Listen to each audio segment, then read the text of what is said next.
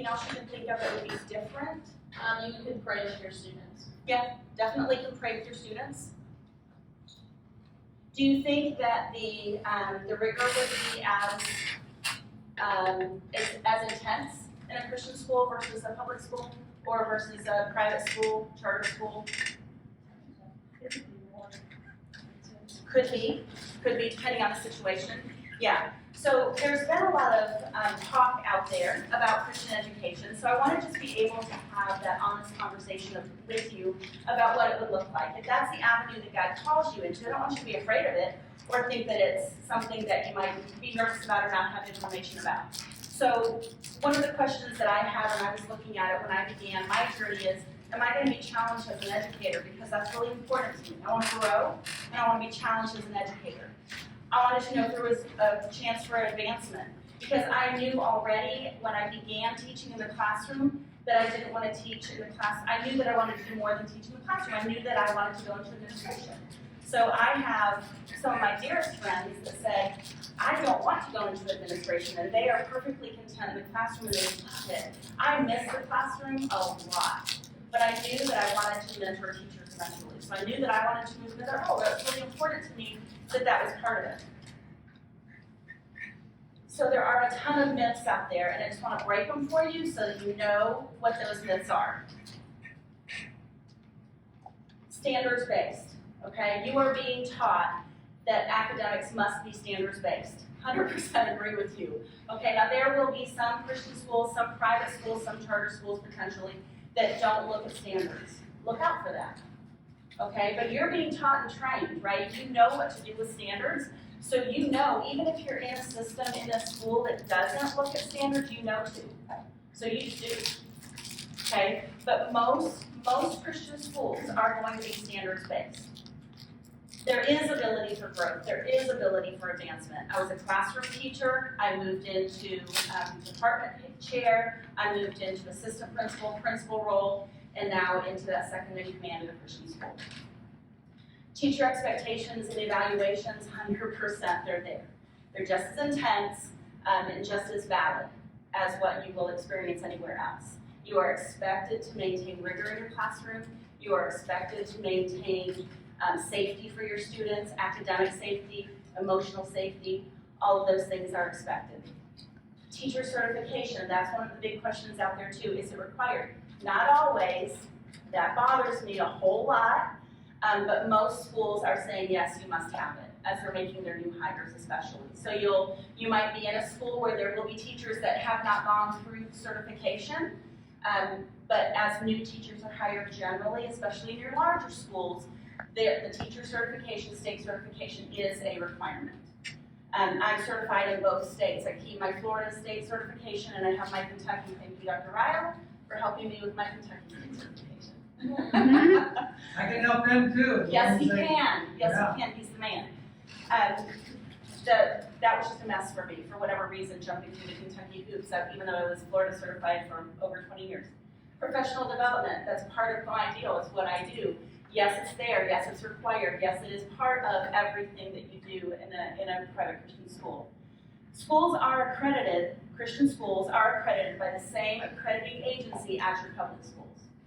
Okay, so if you've heard of Cognia, that's what our public schools here are accredited with, and so is Lexington Christian, so are most of the other schools.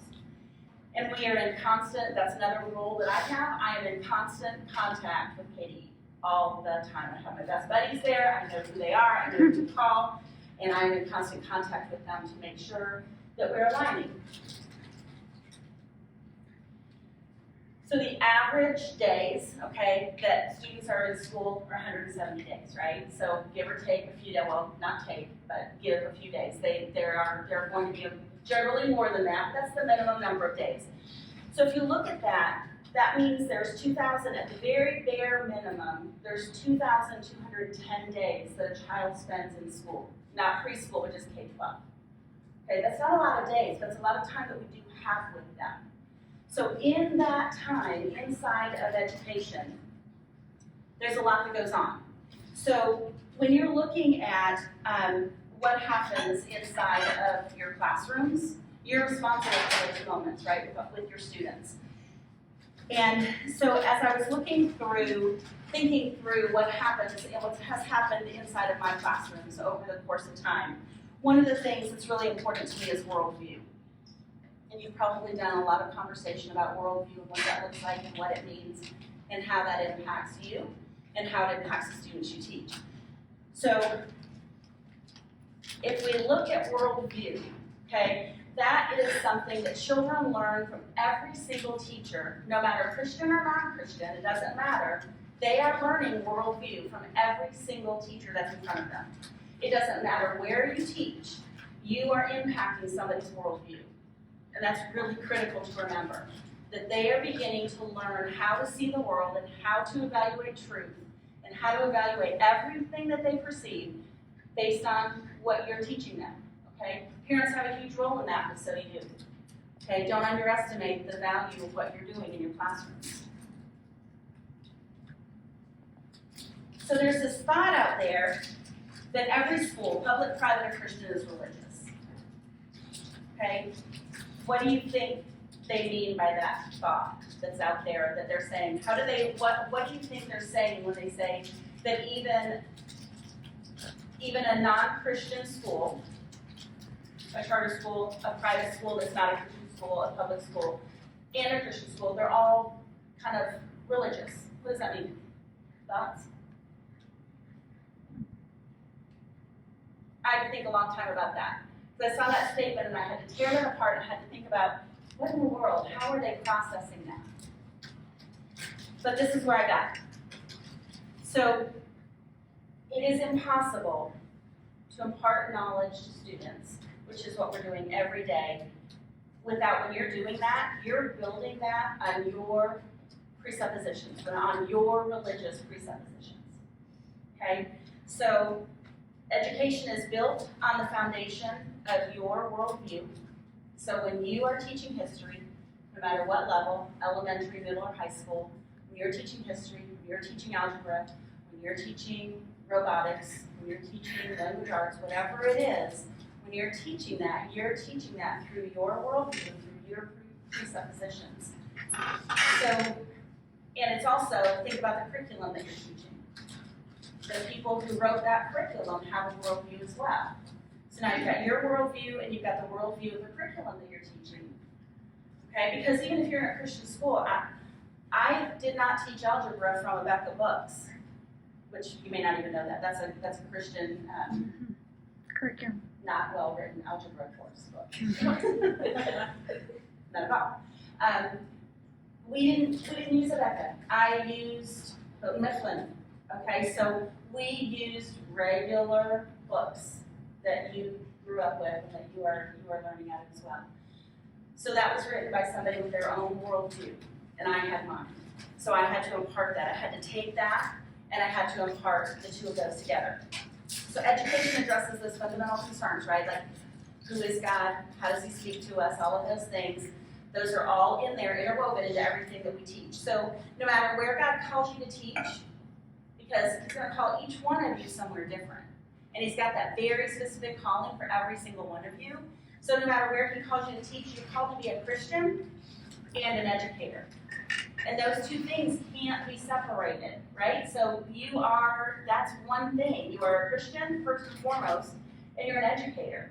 So those two things that go together are going to form your worldview, and then that's what you're imparting to your students every single day, no matter how little or how big they are. How many of you are secondary yet? Are all of you elementary? Oh. Yeah, they're secondary. Middle school? Okay, That's still so secondary. beyond elementary.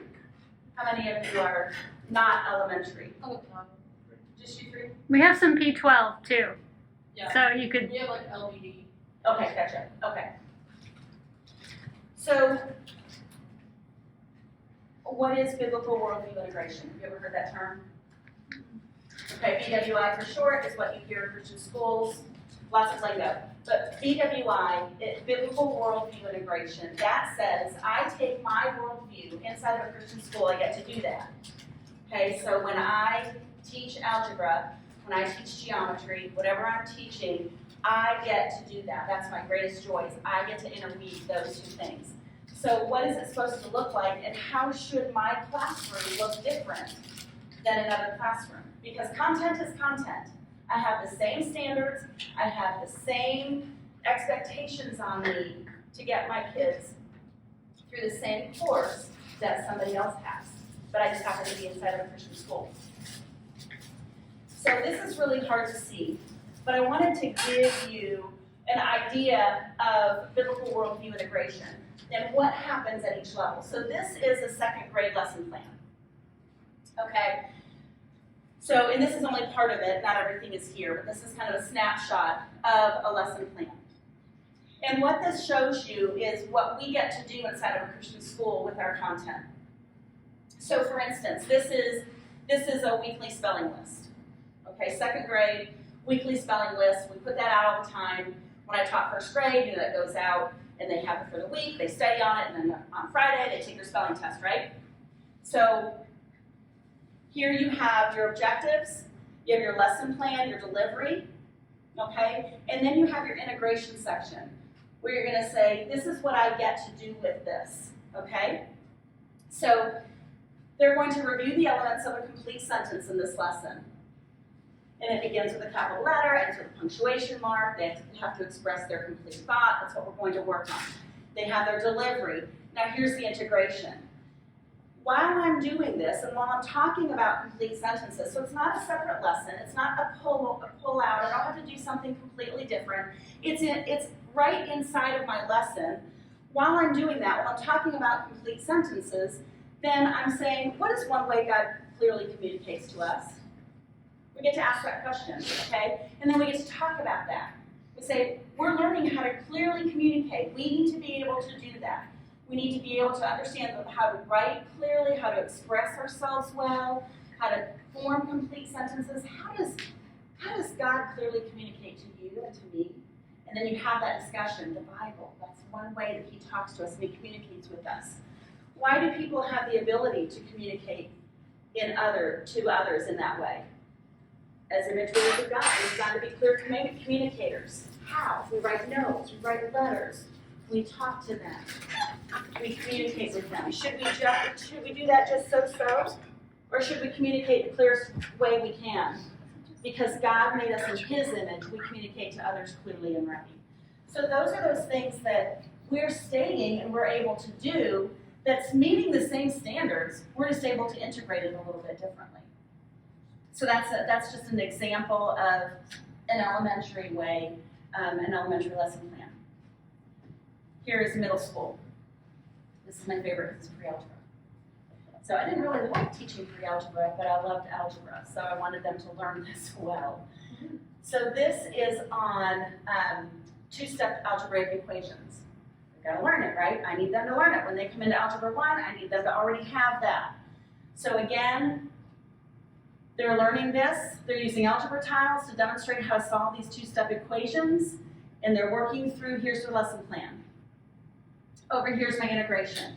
With respect to question 37, which says, write a word problem for which you could use the equation 3g plus 4 equals 16, I'd like you to create a word problem that uses this two-step equation to accomplish a morally good outcome. Okay, so then they have to write word problems. They have to know how to do that. They have to know how to translate the algebraic equation into the written word. So rather than doing just a typical word problem, I can make it be what I want it to be. So I can say, I want you to write that word problem on accomplishing a morally good outcome. So they have to think about that. Morally good outcome, something that I can do that benefits somebody else, right? So it probably ties in with something this teacher, maybe the Bible lesson was on the Good Samaritan. Who knows? I don't know. But somehow they've tied it in probably with something that they're learning already, maybe in Bible class. So here's an example of what they did. While on her trip to Puerto Rico with 3 friends, Lynn is amazed to see the poverty of the people.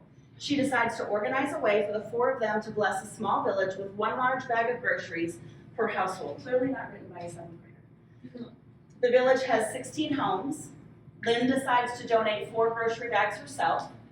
Using a 2-step equation, show how Lynn could easily figure out how many grocery bags each other member of her group would need to provide. Okay, the language obviously is not that of a seventh grader, we get that. But that's the idea, that you're helping them understand how they take that two-step equation and they figure out, they've got to translate it over into a word problem anyway, so we get to have them translate that over to something that has that positive moral outcome that we want them to be working on. And then we can ask the class, so what scripture supports the idea that we have a responsibility to use two-step equations for good and not for evil?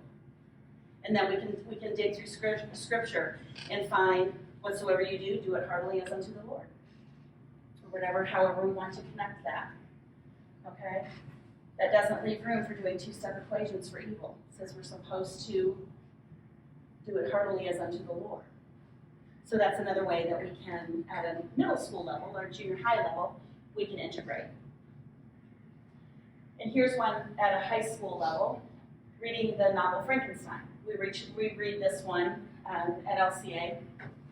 I don't know what grade, I think it's a junior. But this is an AP Lit course that they are reading Frankenstein for, and they're doing a quick response. And they're analyzing Mary Shelley's perspective on the role of man in creation. So the integration, in part of the delivery, so again, you've got the lesson plan, and then the integration is, in part of the delivery, in part 2 of the delivery, so right in here, I'll lead the students in a discussion of the creation mandate. God has given us dominion over creation and has given us the ability to procreate, thus conforming us to his image. However, in Genesis 4 and 11, the creative abilities of man are twisted to their own glory rather than the glory of God, from the creative sons of Cain to the builders of the Tower of Babel. As the students look at these passages in the Bible, I will ask them to tell me what are the results of those attempts to equal God.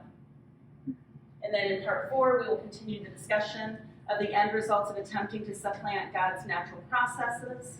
And in part 5, we will discuss the implications the novel has for responsible stewardship of our gifts and abilities. And as we discuss how the romantic perception of the use of those gifts differs from the Christian perception and the use of those gifts, thus critiquing non-Christian perspectives. Okay, so those are great examples of how you're taking something that you're going to be doing anyway. Have any of you ever read The Tale of Despereaux? Okay, so one of my favorite books. I read it to my 5th graders all the time when I taught 5th grade. Do you know anything about the author? Those of you that have read it. What do you know about her? Kate Camilla. It's Kate DiCamillo, right? Yes. Oh, yeah. Okay, so she wrote Because of Winn-Dixie. Yes. Okay. So do you know where that was written? Or the city that it was, the little town that it was created about? So it was written about a little town in Florida called Winter Garden, Florida, my hometown. Okay, so Kate DiCamillo is one of my favorite authors. And she wrote The Tale of Despereaux and many others, but that is my all-time favorite. She is not a believer. So, but you wouldn't, when you read that story, if you haven't read it, if you ever have the chance, if you're a reader at all, I love that book. But there is truth woven throughout that story all the way through. And I read it to my 5th graders, and they clung to it. And we talked about I didn't even know what BWI was at that stage when I was way back teaching. I didn't even know really, we hadn't even discovered that term. I just knew that I was allowed to breathe Jesus into them at every moment. So we just talked about it. That's what that is. That's what you get to do in a Christian school. That's your honor, but that's also your obligation. Okay, so that kind of stuff, being able to read those novels, read Frankenstein, read Tale of Despereaux, read Charlotte's Web, whatever it is, and be able to take those moments that happen inside of that literature, take those moments that happen in science, or happen in PE, or happen in whatever you're teaching, take those moments and then be able to interweave truth. Because that then develops that student's worldview. You have 170 days with them. And those are priceless days that then you pass them to the next teacher, and you don't know what that next teacher's breathing into them, right? You have no idea. But you know what you have the opportunity to breathe into them. So for those 170 days, while they are held captive in your classroom, no matter where you end up, no matter where you teach, no matter what calling God's placing on your life, if it's public, if it's private, if it's charter school, if it's Christian school, wherever it is, it doesn't matter. Because we are Christians and we are educators and we're called to do that. So there's ways to do it wherever we are, but I just wanted to give you a glimpse of Christian education and what that means inside of the Christian schools. Do you have any questions that I can answer for you? So when we're talking about the biblical worldview, is the plan that kind of like the biblical worldview is integrated in every lesson, or? Great question. Great question. No, because it'll feel really forced if you do that. And that's one of those big questions that, as we began kind of wrestling with this, I think I've wrestled with it my whole entire career. What is this? What does it look like? And so, no, it can't. When I'm teaching algebra, it just can't. Here it comes. Just wait for it. It's 39 minutes into the lesson. Here it comes. So, no, it won't. But it's in a unit. So you look at that unit, you look at your overarching unit, and you say, I know that there are things I'm going to be talking about in this unit where I'm just going to be able to talk about it. There's also times, like I remember when we'd be walking back in chapel, and something would have triggered in one of the kids' minds, and they'd be talking as we were coming back into class, because they would be when I was teaching algebra, that chapel class was my next period, so we would go to chapel and they would go back to class with me. And something would trigger with them. I remember one day in particular, I was like, time out. Like, algebra is taking second place to this. Like, we've got to have this conversation, because this is really critical. And so we just took, it takes, 5 or 6 minutes, but it was really important that we did that we circled back, and we had that conversation, because it triggered something for some of the kids. So it's moments like that. It's them coming into your classroom and being able to listen to them and being able to openly pray for them. And be able to say, yeah, I'm here, I can pray with you. Yeah, that's a great question, because you automatically think that it's supposed to be, but it isn't. Yeah. So, because you guys aren't anchored into the standards, not that you don't use them, but do you guys still have standardized testing, or do you guys do that just within your school, or what does that look like? Yeah, so anchored into the standards, we kind of are, because we're accredited, so we are. So when they come on our campus, they're looking for that. They're looking at our curriculum maps. They're looking to make sure that we are standards-based. So if we're not, we've got a problem. And they look at everything pre-K-12. They look at every single thing we teach. So yes and no. We do have some leeway. You're right, we do. We don't have to be quite as stringent. So can we add some things? Can we subtract some things? Yes. I can look at a reader and say, I'm not using that reader. I'm just not, because it goes against our faith. So I won't use it in our school. And so as director of curriculum, I can say that we're not using that curriculum, which I've said to some. There is one supplemental that we don't use anymore on the computer, because it started putting some things in there on the computer questions for our little guys that completely goes against our understanding of family. But we do have to look at those standards. So what does the testing look like, or the data collection in your school? Yeah, so we use MAP testing, Okay. which is what they use here in public schools as well. So we run MAP through 8th grade. And then we run the PSATs and the ACT and the SATs in our high school. So we do collect data on those, and we analyze all that data, and then we go back into the classrooms. We meet with departments. I do that. I meet with the departments. So we just finished doing that a month ago or so. We had our first test, and we just looked at those results after COVID. Mm. And we said, all right, we've got some fun gaps. What are we going to do? How are we going to fix it? Yeah. Not every school does that, though, so that's one of the things you want to be aware of, because that's one of the frustrations that I would have if that were not happening. So that's a great question to ask in an interview. Anything else that I can help with? Those are great questions. All right. No. Anything else? This is your also opportunity. Anybody have any other questions? Okay, I have a question. I thought Okay, we were great. going on to the next slide. I thought I was going to do Yep. it. Okay, cool. So, I have a question because I am certified in LBD and MSD. Do you guys have jobs for, do you guys, I guess, offer resources to students with disabilities? We do, but we don't have the funding that a public school would have, so that's where you're gonna see the differences there. So yes and no. I've always been interested in that because I've heard that like they did it. But I was like, I wonder now that she's here, I'm gonna see if that's. Yeah, no, we do. And it's actually one of the conversations that we're in the middle of, because our head of school, he's actually an Asbury grad as well, graduated a year before me. And he has been in public education all the way through until 2.5 years ago. We both came to LCA at the same time. He was assistant superintendent in Jessamine County for a number of years. And then Dr. Wells, Scott Wells. Oh, I know exactly what Yeah, it is. he's our head of school. The high school. He's amazing. Yes. She also would know the person that does special ed. She would know. Dr. Horn, Yes, she would know. Dr. Warren, oh, she is an intelligent woman. she's there. She's very smart. Yep. She's not telling you everything. She's also MSD. So she partnered with UK and did her work at UK with Dr. Horn. You're not telling me everything. Sorry. Yes, Dr. Horn is with us. Cool. So she does all of our elementary through 8th grade pretty much. So and that's one of the things that but again, no, not severe, because we just don't have the resource. We don't have the room, and we don't have the resource that you would have in public, but there is some of that there. Yeah. I didn't know that about Dr. Warren. Yeah. Yeah. She left. So so I have 3 girls, and my husband and I are both Asbury grads, and then our 3 girls and their husbands are all Asbury grads as well.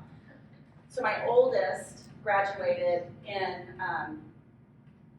11, yes. Don't look at me. Matter, 11, and then 13, and then 16. So Tiffany and Alyssa are my oldest and my youngest. Are any of you children? Alyssa is my youngest. You're good. She coaches cheer now. And she taught public for a number of years in Lexington, Fayette County, Jessamine County, and now she's Christian education at Trinity Christian. I'm gonna forget where I was going with that. We were discussing Dr. Warren. Oh, so Dr. Horn was here with Alyssa, and then shortly after Alyssa graduated, I believe she moved over to LCA. Oh, that's cool. Because she actually I did my dissertation with her in 16.